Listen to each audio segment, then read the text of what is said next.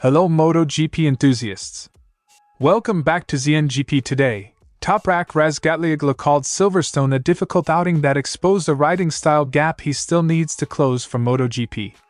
The WorldSBK champion finished in the mid-pack after a close fight with Pole Espargaró and Augusto Fernández, and used the weekend to identify specific areas for adaptation on flowing circuits and with MotoGP tires.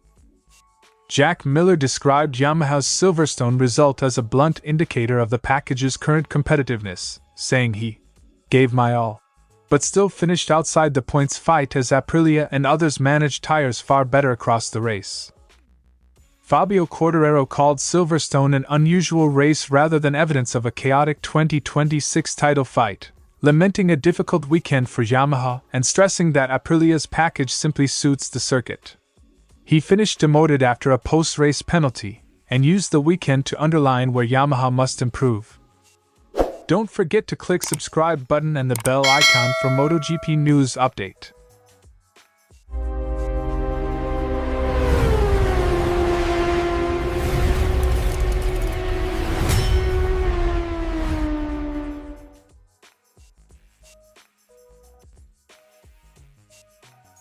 Razgatlioglu finished in a tight battle but well off the leaders, describing the race as not fun because he couldn't make decisive passes. He traded places with Espargaró and Fernández and stayed close in the corners, but Silverstone's long, high-speed sections left him unable to convert proximity into overtakes. For me it was not fun, because I didn't beat him. Close finishes can mask underlying deficits. For Toprak, the result highlighted technical and stylistic adjustments rather than outright pace alone. Razgatlioglu identified Silverstone's long, flowing corners as the weekend's main problem. He said those sectors require waiting longer to pick the bike up and a different timing of inputs compared with superbike riding, where his experience is strongest. That timing mismatch cost him momentum on exits and limited passing opportunities. Flowing sectors demand a delayed pickup and different weight transfer timing than Toprak's superbike instincts. Adapting to linked, high-speed changes of direction is a common learning curve for riders switching categories and machinery. Toprak acknowledged he needs to learn this style and blend superbike techniques with MotoGP demands.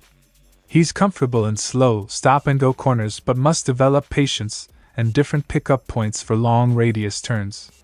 He framed the weekend as a valuable learning exercise rather than a setback. We need to learn more, because this track, with the long corners, you need to wait more for the correct area to pick up the bike. The ability to mix styles, keeping superbike strengths while adopting MotoGP timing, will be crucial for his progress next season. Razgatlioglu noted that tire behavior and the MotoGP bike's character changed the timing and feel of corner exits.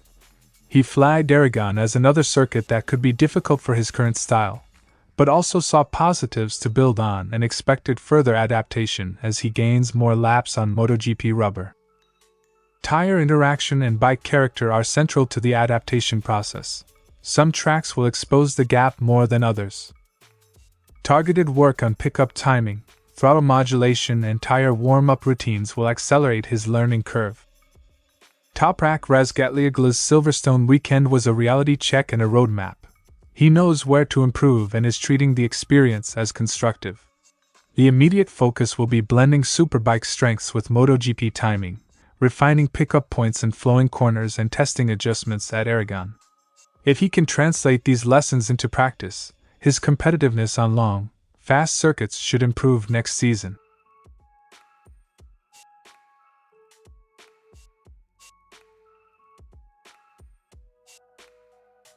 Miller finished 13th, promoted to 12th after a penalty, and rode most of the race alongside Fabio Quartararo, underlining that Yamaha's race pace matched its nearest teammate rather than the leaders.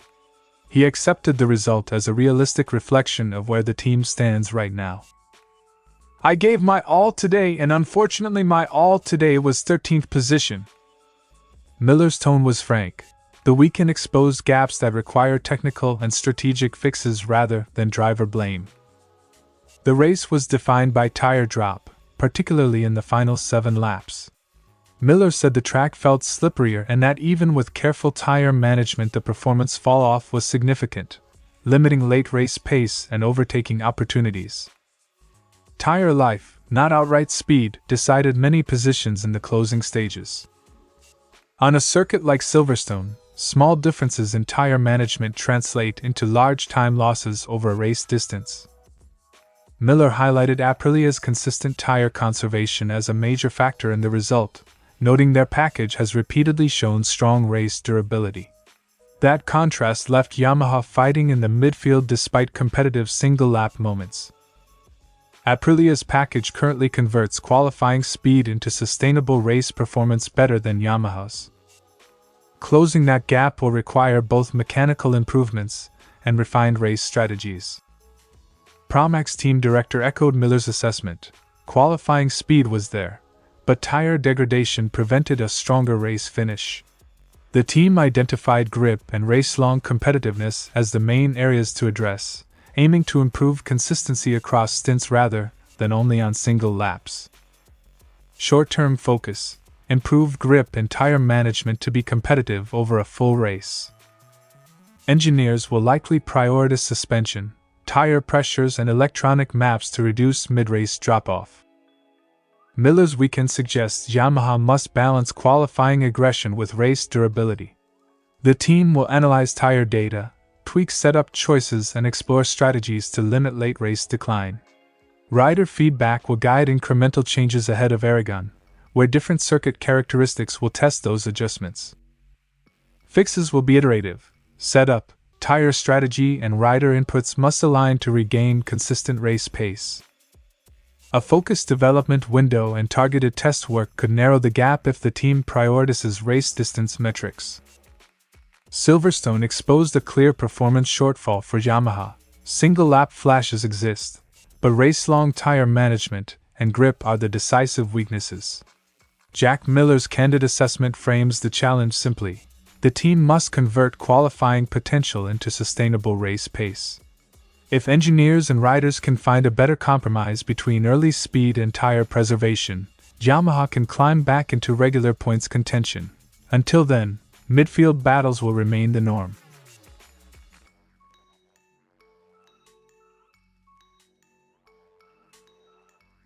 Quartararo described Silverstone as a weekend with little to take away positively, saying he and the Yamaha team spent the race surviving rather than attacking.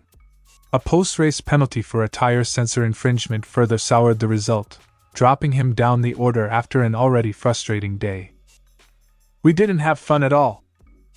The penalty compounded on-track struggles and highlighted both regulatory and performance headaches for Yamaha. Quartararo pointed to Aprilia's consistent strength at Silverstone, noting the bike's DNA suits long, high-speed corners and explaining why Aprilia dominated the weekend. He referenced historical precedent.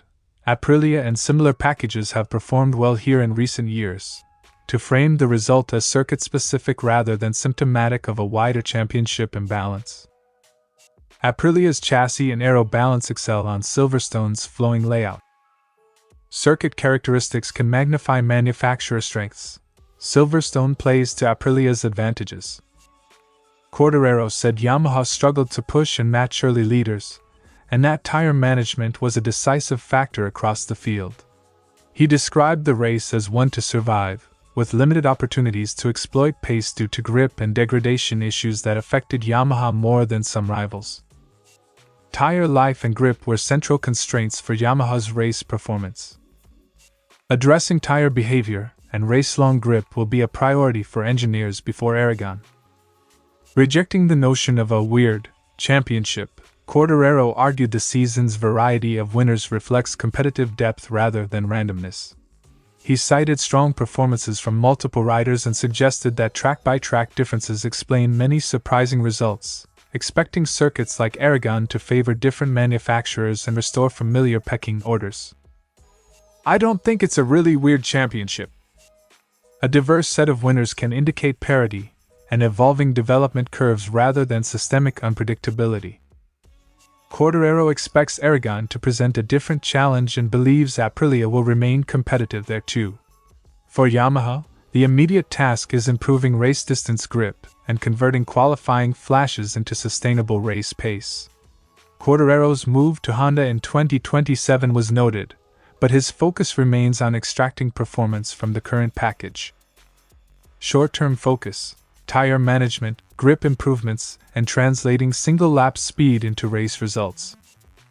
If Yamaha can stabilize tire behavior and improve race grip, they should be more competitive on circuits that do not so heavily reward Aprilia's strengths. Thanks for watching ZNGP Today, and this is your MotoGP news update. And see you next time!